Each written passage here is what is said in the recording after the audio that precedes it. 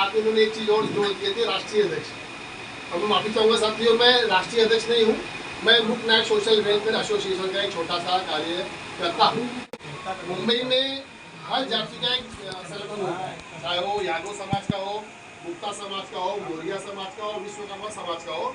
तो वैसे ही हमारे जो साथी इस मुंबई महाराष्ट्र में जैसवाल समाज के संगठन जो लेकर चल रहे हैं, उन सभी का मैं तहे दिल से धन्यवाद आभार मैं प्रकट करना चाहूँगा कि कम से कम वे लोग एक अपने जैसवाल समाज के भी संगठन लेकर चल रहे हैं।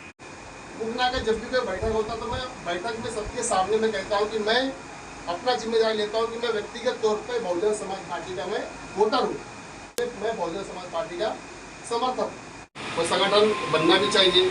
जितने संगठन बनेंगे उतना तेजी से कार्य होगा, जितने संगठन बनेंगे उतना एक दूसरे को देखकर कंपटीशन में तेजी से कार्य होगा। तो संगठन का निर्माण होता है। अभी बहुत से लोग संगठन का निर्माण करने पर विरोध करते हैं, लेकिन मेरा मानना है कि किसी भी संगठन का विरोध नहीं होना चाहिए। और संगठन चाहे कोई भी हो, संगठन में यदि आप लोग जुड़े या ना जुड़े वो चीज़ एक है।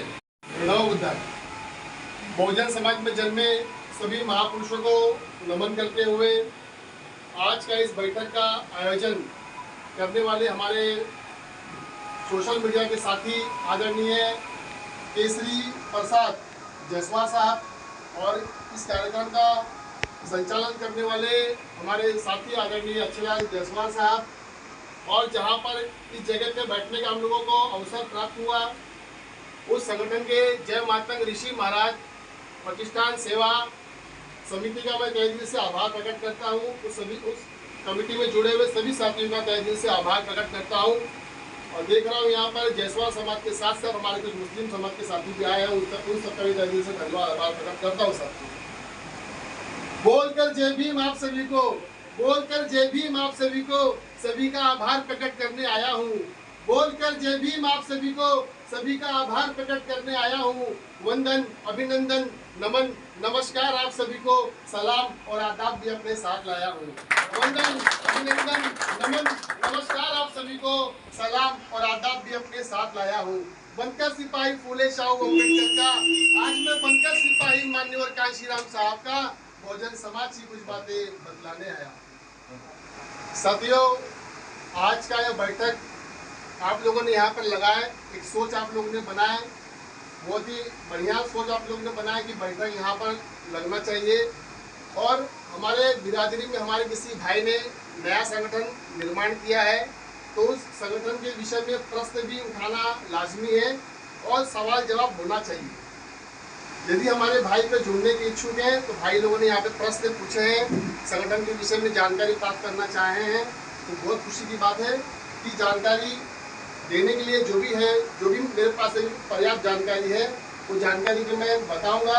और जिस प्रकार से संगठन आगे जाएगा, संगठन के आगे बढ़ने पर समय समय पर जो भी जानकारी होगी वो जानकारी मैं बताने का प्रयास करूँगा। साथियों, सबसे पहले मैं तहे दिल से धन्यवाद देना चाहूँगा हमारे साथी केसरी प्रसाद जी का, अक्षयलाल साहब का, और हमारे पुराने साथी बैठे हैं राजू भाई, और सभी लोग का तहे दिल से धन्यवाद। साथियों, संगठन का 4 अक्षर का नाम है मुक्त नायक सोशल वेलफेयर एसोसिएशन। मुक्त नायक का जो अर्थ है उसके विषय में बाद में बताऊंगा। सोशल वेलफेयर एसोसिएशन का अर्थ होता है समाज कल्याण संघ। और मुक्त नायक जो है, मुक्त नायक बाबा साहब ने 31 जनवरी को 1920 में बाबा साहब ने सबसे पहले भारत देश में हमारे जो समाज के लोग हैं SC ST OBC के लिए मुक्त नायक नाम से बाबा साहब ने एक पत्रिका का निर्माण किए थे 1920 में। तो हम लोगों ने मुक्त नायक जो संगठन का नाम रखे हैं, उनका दिया हुआ जो नाम है, बाबा साहब को जो दिया हुआ नाम है, उनके नाम के आधार पर हम लोगों ने मुक्त नायक ये संगठन का नाम हम लोगों ने रखे हैं। मुक्त नायक सोशल वेलफेयर एसोसिएशन का निर्माण हो गया, मुक्त नायक के विषय में जानकारी मिल गई।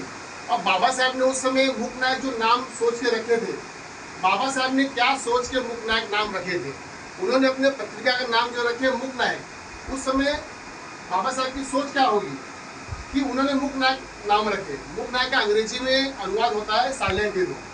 साइलेंट हीरो जो बिना बोले अपना कार्य करता है, कम बोलता है, ज़्यादा कार्य करता है, उसे बोलते हैं साइलेंट हीरो। अब उस समय जो बाबा साहब ने जो सोच के रखे थे मुक्त नायक, अब हम लोग हमारे विचार में क्या सोचते हैं कि बाबा साहब ने उस समय जो मुक्त नायक नाम रखे थे, इस देश में दबे कुचले जो समाज के लोग हैं, शोषित वंचित जो समाज के लोग हैं, उनको सोचकर बाबा साहब ने मूक नायक नाम यहाँ रखे हुए हैं।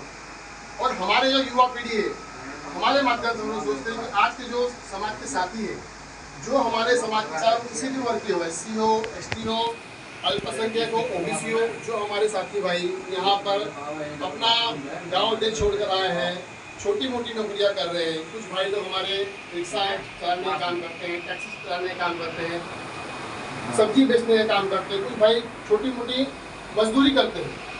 तो वास्तविक तौर पे इस देश में वे सभी साथी लोग मुक नायक हैं।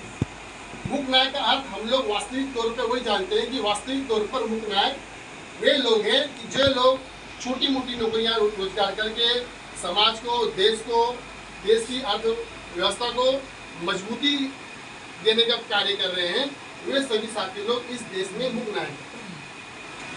कमेटी के लोगों ने बहुत सारी जानकारियाँ दिए। हमारे जो साहब हैं अक्षराल साहब, उनसे मैं एक चीज़ के लिए मैं माफ़ी मांगना चाहूँगा कि साहब ने मेरा जो नाम लिए, नाम लेने के साथ उन्होंने एक चीज़ और जोड़ दिए थे, राष्ट्रीय अध्यक्ष। अब मैं माफ़ी चाहूँगा साथियों, मैं राष्ट्रीय अध्यक्ष नहीं हूँ, मैं मुक नायक सोशल वेलफेयर एसोसिएशन का एक छोटा सा कार्य करता हूँ। और जो कमेटी के लोगों सभी को जानकारी है कि हम लोगों ने हमारे संगठन में राष्ट्रीय अध्यक्ष नाम का कोई चीज़ हम लोगों ने रखा ही नहीं। राष्ट्रीय अध्यक्ष नाम का कोई चीज़ हम लोगों ने हमारे संगठन में रखा ही नहीं है, राष्ट्रीय अध्यक्ष हुए नहीं है। सभी लोग एक कार्यकर्ता है और कार्यकर्ता के हिसाब से ही सभी लोग संगठन में कार्य कर रहे हैं। सभी जो ये चीज़ जो है पहला हो गया। अब मुक नायक का निर्माण क्यों किया गया? अब अक्षरा साहब ने कहा कि पहले भी बहुत सारे संगठन बने और संगठन बनते हैं, चलते हैं, रुक जाते हैं, थम जाते हैं, और संगठन बनना भी चाहिए। जितने संगठन बनेंगे उतना तेजी से कार्य होगा, जितने संगठन बनेंगे उतना एक दूसरे को देखकर कंपटीशन में तेजी से कार्य होगा। जैसे कि मैंने वहाँ पर भी कहा था, जो 18 तारीख के साहब आप आए थे कार्यक्रम में भी मैंने कहा था कि कहीं पर भी अन्याय अत्याचार यदि हो रहा है, कहीं पर भी हमारे समाज के ऊपर अन्याय अत्याचार हो रहा है, हम लोग मुक नायक के माध्यम से वहाँ पर आवेदन देंगे, ज्ञापन देंगे, अर्जी देंगे, तो उसका असर हो चाहे ना हो। लेकिन जो यहाँ पर जो संगठन है जय माता ऋषि महाजन महाराज प्रतिष्ठान सेवा समिति, उनके माध्यम से भी एक अर्जी वहाँ पर जाए। और भी जो साथी हैं, अभी आप इनका भी साथ में NGO है, और जो साथी लोग हैं, संगठन चाहे छोटा हो बड़ा हो वो मायने नहीं है। जहाँ पे हम लोग अर्जी देंगे कि हमारा संगठन जो है रजिस्टर्ड संगठन है, तो उसका एक प्रभाव पड़ेगा, तो संगठन का निर्माण होता है। अभी बहुत से लोग संगठन का निर्माण करने पर विरोध करते हैं, लेकिन मेरा मानना है कि किसी भी संगठन का विरोध नहीं होना चाहिए। और संगठन चाहे कोई भी हो, संगठन में यदि आप लोग जुड़े या ना जुड़े वो चीज़ एक है। आप लोगों का भी यहाँ पर संगठन है, आप लोग का भी यहाँ पर संगठन है, लेकिन जब भी कोई बड़ा आंदोलन होता है, कुछ भी बड़ा कार्य करना होता है, तो हम लोगों को एक सोच बना के रखना चाहिए कि भले संगठन अलग हो, लेकिन सभी लोग एकजुट होकर उस आंदोलन में सब लोग शामिल हो और हमारा जो लक्ष्य है वो लक्ष्य पूरा हो। साहब ने कहा कि संगठन यहाँ पर बनते हैं, बिगड़ जाते हैं और कुछ भी उसका आउटपुट नहीं निकालना है पिछले 20 वर्षों से। साथियों ने कहा कि जो मेरा नाम है सुनील जायसवाल नाम से भी यहाँ पर कई सारे संगठन बने हुए हैं, बहुत से पुराने साथी हैं, सभी को जानकारी होगा। जातिगत संगठन मुंबई में हर जाति का एक संगठन होता है, चाहे वो यादव समाज का हो, गुप्ता समाज का हो, मौर्य समाज का हो, विश्वकर्मा समाज का हो। तो वैसे ही हमारे जो साथी इस मुंबई महाराष्ट्र में जायसवाल समाज के संगठन जो लोग लेकर चल रहे हैं, उन सभी का मैं तहे दिल से धन्यवाद आभार में प्रकट करना चाहूँगा कि कम से कम वे लोग एक अपने जायसवाल समाज का भी संगठन लेकर चल रहे हैं। अब जायसवाल समाज का जो संगठन लेकर चल रहे हैं तो उसमें केवल अपने ही लोग जुड़ेंगे। अब मुक नायक हम लोग ने बनाया है, तो मुक नायक में सभी जाति के लोग, सभी वर्ग के लोग उसमें शामिल हैं, चाहे वो SC हो, ST हो, OBC हो। हमारे जो मुस्लिम भाई लोग जुड़े हैं, हमारे कमेटी में मुस्लिम लोग भी जुड़े हैं, सभी वर्ग के लोगों को हम लोगों ने शामिल करने का प्रयास किए, कोशिश करने का प्रयास किए।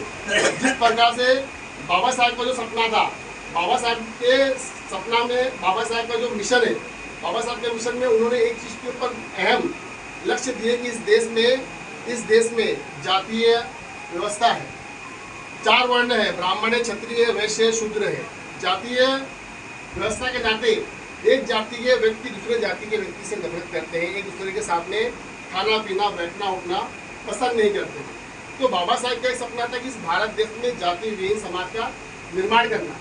जाति विहीन समाज का निर्माण करना, तो जाति विहीन समाज का निर्माण कैसे होगा, कब होगा?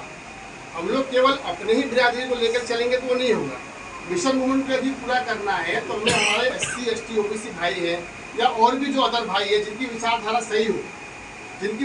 सही हो, यदि कोई अपर कास्ट के लोग भी हो, उनका विचारधारा यदि सही है तो हमारे साथ में जुड़कर जो हमारा मिशन मूवमेंट है, जो हमारे महापुरुषों का कारवा है, इस कारवा को यदि आगे बढ़ाने की कोशिश कर रहे हैं, प्रयास कर रहे हैं, सोच रख रहे हैं, तो वे भी साथ में आ सकते हैं। अल्पसंख्यक समाज के लोग वो भी आ सकते हैं। तो उसी आधार पे हम लोगों ने मुक्त नायक सोशल वेलफेयर एसोसिएशन का निर्माण किए हैं। इसमें SC ST OBC अल्पसंख्यक और यदि अदर कोई समाज का भाई भी आना चाहे तो उनका भी स्वागत है, क्योंकि हमारे महापुरुषों ने इस भारत देश में कभी भी जातिवाद नहीं किया। हम लोग क्या कर रहे हैं कि हमारे महापुरुषों को एक वर्ग तक सीमित रखने का कार्य कर रहे हैं। हम लोग हमारे महापुरुषों को एक वर्ग तक सीमित रखने का कार्य कर रहे हैं, लेकिन हमारे महापुरुषों ने कभी भी इस देश में जातिवाद नहीं किए। यदि जातिवाद करना होता तो जिस समय बाबा साहब के हाथ में संविधान लिखने का जो उनके हाथ में जो था उस समय वो किए होते, लेकिन उन्होंने नहीं किए। जब हमारे महापुरुषों ने इस भारत देश में जातिवाद नहीं किए, जिन लोगों ने जातिवाद किए वो लोग कर रहे हैं, लेकिन हमें जातिवाद नहीं करना। तो उसी उद्देश्य से SC ST OBC अल्पसंख्यक सर्व समाज के लोगों को जोड़कर इस संगठन का निर्माण किया गया है और उसी दिशा में हम लोग चल रहे हैं। अभी आप सब लोग भी यहाँ पर बुलाए हैं, बैठक लगाए हैं, प्रश्न किए हैं, बहुत अच्छा लगा। और बैठक होना चाहिए, विचारों का आदान प्रदान होना चाहिए। अभी हमारे कमेटी के साथी जो हमारे मुंबई के प्रवक्ता है आदरणीय महेंद्र जसवा साहब, उन्होंने पार्टी के विषय में कुछ कहे। तो मैं मुक्त नायक का जब भी कोई बैठक होता है, तो मैं बैठक में सबके सामने में कहता हूँ कि मैं अपना जिम्मेदारी लेता हूँ कि मैं व्यक्तिगत तौर पर बहुजन समाज पार्टी का मैं वोटर हूँ। मैं बहुजन समाज पार्टी का वोटर हूँ। ये मैं कमेटी के लोगों से भी मैं कहता हूँ कि मैं बहुजन समाज पार्टी का वोटर हूँ मैं। और मेरे अलावा कमेटी में जो भी लोग जुड़े हैं वे लोग पार्टी के स्तर पर मेरे तरफ से किसी को भी किसी भी प्रकार का बंधन नहीं है, लेकिन मैं स्वयं मुक्त नायक सोशल वेलफेयर एसोसिएशन में मैं बहुजन समाज पार्टी का समर्थक हूँ। तो अभी आप लोग देखे होंगे कि वो जो हम लोगों ने 18 तारीख में लगाया था कार्यक्रम, उसमें हमारे बहुजन समाज पार्टी के भी साथीगण आए थे। साथियों, उसी दिशा में उसी उद्देश्य से जो बाबा साहब का जो सपना था, बाबा साहब ने जो पहला सपना देखे थे कि समाज को जाति विहीन समाज का निर्माण करना और प्लस हमारे समाज के लोग राजनीति में भी आगे आए, राजनीति में भी आगे बढ़े, लेकिन सही दिशा में आगे बढ़े। जो हमारा मूवमेंट का जो कार्य हो रहा है उस मूवमेंट की दिशा में ही हमारे समाज के लोग आगे बढ़े, चाहे वो राजनीति का स्तर हो या वो सामाजिक का स्तर हो। तो उस उद्देश्य से साथियों हम लोग थोड़ा प्रयास कर रहे हैं और हम लोगों का पहला टारगेट है 2024 तक, चाहे वो जमीनी स्तर पर हो, सोशल मीडिया के माध्यम से हो, 2024 तक मुक्त नायक सोशल वेलफेयर एसोसिएशन का 1 करोड़ लोगों तक पहुंचने का हम लोगों का टारगेट है। तो पहला मिशन हमारा उसके ऊपर है कि 1 करोड़ लोगों तक हम लोग पहुँचेंगे, चाहे जमीनी स्तर पर हो या सोशल मीडिया के माध्यम से हो। अभी अगले महीने से हम लोग बहुजन समाज एकता रथ की भी शुरुआत करने वाले हैं और ये पूरे मुंबई में चलेगा। धीरे धीरे जितना प्रयास हो सकेगा हम लोग पूरे मुंबई में बहुजन समाज एकता रथ को इसे आगे बढ़ाने का प्रयास करेंगे। और यह पहला बैठक है, पहला मीटिंग है और बहुत अच्छा लगा कि आप लोगों ने यहाँ पर बैठक लगाए और प्रश्न किए। प्रश्न का जो उत्तर मुझसे हो सका वो मैंने देने का प्रयास किया। अगला बैठक यदि आप लोग लगाएंगे कुछ प्रश्न और होगा तो आप लोग प्रश्न पूछ सकते हैं और प्रश्न पूछना चाहिए। जब तक आप लोग प्रश्न नहीं पूछेंगे तब तक ये संगठन जो है सही दिशा में नहीं जाए। सही दिशा में हम लोग जा रहे हैं, लेकिन आप लोग के प्रश्नों से उससे हम लोग और निखारने का प्रयास करेंगे। तो आप लोग के मन में जो भी प्रश्न था आप लोगों ने प्रश्न किए और मैं आशा उम्मीद करता हूँ कि आप लोग के प्रश्नों का बहुत ही कम शब्दों में मैंने उसका उत्तर देने का प्रयास किया हूँ। और आगे जब भी बैठक होगा, जब भी मुलाकात होगा और संगठन के विषय में जानकारी देने का प्रयास करते रहेंगे। इसका एजेंडा एम तो बहुत है, फूले शाहू अम्बेडकर माननीय साहब के मिशन का जो है वही मिशन पे हम लोग कार्य कर रहे हैं। जो इस देश में फूले शाह अम्बेडकर माननीय कांशीराम साहब का जो मिशन है, जो विजन है, उसी उद्देश्य से संगठन चल रहा है और साथ साथ मानव कल्याण, समाज कल्याण, देश हित पर यह संगठन कार्यरत है। ये संगठन का पहला उद्देश्य है और धीरे धीरे जब आप लोग साथ में जुड़ेंगे या मैं आप लोग से जुड़ूंगा, ये भी अभी हमारे साथी ने कहे कि आप लोग उपनायक को जुड़िए। मैं ये नहीं कहता हूँ कि आप लोग उपनायक को जुड़िए, मैं आप लोग से जुड़ूँ। जरूरी नहीं है कि मैं यहाँ पर आया हूँ तो मैं इस उद्देश्य से आया हूँ कि आप लोग उपनायक में जुड़िए। मैं इस उद्देश्य से आया हूँ कि यहाँ पर भी हमारे भाई लोग हैं, भाई लोगों ने बुलाया है। जब भी हमें कुछ आंदोलन करना होगा, बड़ा आंदोलन करना, हमारे साहब हैं, साहब बैठे हैं, मैं आके कहूँ साहब एक बड़ा आंदोलन करना है तो आप लोग भी शामिल होइए। संगठन में आना ना आना वो बात अलग है, लेकिन जब भी कोई बड़ा आंदोलन होता है, किसी के ऊपर अन्याय अत्याचार होता है, तो हम सभी को एकजुट होकर ही कार्य करना चाहिए। संगठन टूट रहे, बिखर रहे, टूट रहे, बिखर रहे, तो उसके ऊपर जो मेरा सोच था ये था कि मेरा सोच कि संगठन में जो पदाधिकारी और ऐसे मेंबर लोग, कार्यकर्ता लोग जो कार्य करते हैं, तो उनके कार्य को आगे बढ़ावा नहीं मिलता है। संगठन में जो पदाधिकारी लोग जुड़ते हैं, कार्यकर्ता लोग जुड़ते हैं, तो बहुत से संगठनों में मेरा व्यक्तिगत अनुभव है कि कार्यकर्ताओं को आगे आने का मौका नहीं मिलता है। तो मुख्य नायक संगठन में मैंने पहले ही कमेटी के लोगों से कह दिया हूँ कि कमेटी के लोग ही 100, 200, 500 रुपया उनसे मैं मांग लूँगा कि आयोजन करना है, कार्यक्रम करना है, लेकिन संगठन किसी भी अधिकारी के कब्जे में हम लोग नहीं देंगे। ये मैं कमेटी के लोगों से हम लोगों ने पहले ही कहे कि हम लोग 100, 200 रुपया, 500 रुपया निकाल के संगठन को बढ़ाएंगे, लेकिन संगठन का रिमोट कंट्रोल किसी अधिकारी के कब्जे में या किसी नेता के कब्जे हम लोग नहीं देंगे। यह संगठन जो है किसी मुख्य नायक संगठन है, किसी अधिकारी का संगठन नहीं है, ना ही किसी नेता का संगठन है। यह संगठन जो है संगठन के कार्यकर्ताओं का संगठन है और जो कार्यकर्ता जिस लायक होगा उस कार्यकर्ता को हम लोग संगठन में उसके खूबी को, उसके अंदर जो निखार है उसे निखारने का प्रयास हम लोग करते हैं और करेंगे। और युवाओं को, खास करके युवाओं को हम लोगों को आगे लेकर जाना है। युवाओं को हम लोगों को बोलने लायक, लिखने लायक, समाज में उठने बैठने लायक हम लोगों को बनाना है। युवाओं को इसलिए आगे करना है। अभी बहुत से साथियों के हमारे बहुत से जैसे भी जो उम्र में साथी लोग यहाँ पर हैं और आप लोग का उनको धन्यवाद कि आप लोग मुझे सुनने के लिए यहाँ पर बुलाए। साथियों, क्या होता है कि हमारे मन में विचार बहुत है कि हमें ये करना है, वो करना है, मिशन के लिए करना है, मूवमेंट के लिए करना है, संगठन के लिए करना है, पार्टी के लिए करना है। विचार तो हमारे मन में बहुत है, लेकिन उस विचार को पूरा करने के लिए हमारे पास कार्यशैली क्या है? कार्यशैली क्या है हमारे पास? विचार तो बहुत है, जब तक हमारे पास विचार नहीं है, वो विचार हमारे मन में ही रहेंगे। तो विचारों को जमीनी स्तर पर उतारने के लिए हमारे पास कार्यशैली भी होना चाहिए। उसी कार्यशैली को हम लोग मुख्य नायक के माध्यम से हम लोग जो है आगे बढ़ाने का, आगे करने का कार्य हम लोग साथियों कर रहे हैं। जैसे कि मैंने कहा कि ये संगठन जो है कार्यकर्ताओं का संगठन है और कार्यकर्ताओं का ही संगठन रहेगा। आज मैं यहाँ पर बोल रहा हूँ और आगे भी इसी के ऊपर मैं चाहूँगा कि मैं अपनी बातों पर मैं अटल रहूँ कि संगठन का टूटने का, बिखरने का जो साहब ने बताया, अक्षय साहब ने, मुख्य कारण यही होता है कि जो कार्यकर्ता कार्य कर रहे हैं उन्हें आगे आने का मौका नहीं मिलता है। तो हम लोग संगठन के माध्यम से प्रयास करेंगे कि कार्यकर्ताओं को आगे आने का मौका मिले, खास करके जो युवा साथी हैं, युवा साथियों को आगे आने का मौका मिले। साथियों, लीडरशिप जो होता है, लीडरशिप चाहे उससे उम्र में छोटे ही क्यों ना हो, उनके अंदर भी एक खूबी होती है। और मैं भविष्य में ये भी चाहूँगा कि जो हमारे युवा साथी हैं, वो युवा साथियों के मैं नेतृत्व में रहकर उनके लीडरशिप के अंदर मैं काम करूँ। जब आज तो थोड़ा सा हाथ पाँव में जान है, कल के हाथ पाँव में यदि जान नहीं रहा, उसमें कहीं का आने लायक नहीं रहा, जाने लायक नहीं रहा, तो कम से कम हमारे जो युवा साथियों को उस लायक में तैयार करने की कोशिश करूँगा कि उनके मार्गदर्शन में अपने विचारों का आदान प्रदान करके इस मूवमेंट को हम लोग आगे बढ़ाएं।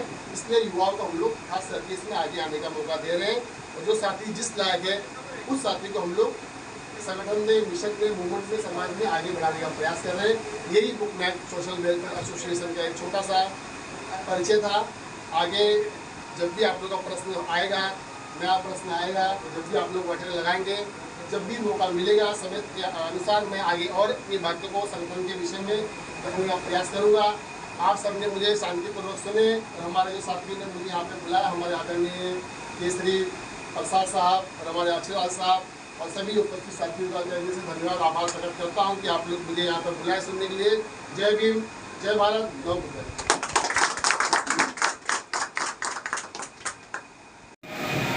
मूक नायक के बारे में बहुत सही तरीके से डिटेल दिया और ये बात भी सत्य है। संस्थाओं में टूटने का रीजन यही होता है कि संस्थाएं बनती हैं तो हर कोई अपने बाप का बबूती समझता है उसको, तो वो चीज़ नहीं होना चाहिए। जैसे 5 साल का जो कार्यकारिणी होता है इसको रिन्यूअल करना रहता है और जो जिम्मेदारी जिसको मिलता है, चाहे वो अध्यक्ष हो, चाहे सचिव हो, चाहे कोषाध्यक्ष हो, चाहे और भी उप कोषाध्यक्ष, सचिव, उप जो है अध्यक्ष, तो उन लोगों को जो जिम्मेदारी मिलता है वो जिम्मेदारी को बाखूबी जो है उसको निभाना चाहिए, क्योंकि उनको मालूम है उनको 5 साल का ही अवसर मिला है काम करने के लिए।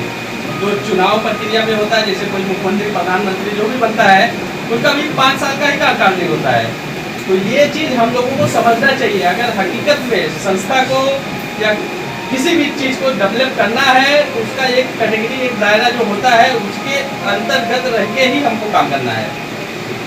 और कुछ लोग तो उसको ऐसा समझ लेते हैं कि जैसे अब सब कुछ हम ही हैं, हम यहाँ से नहीं हिलेंगे चाहे बाकी सब लोग चले जाएं।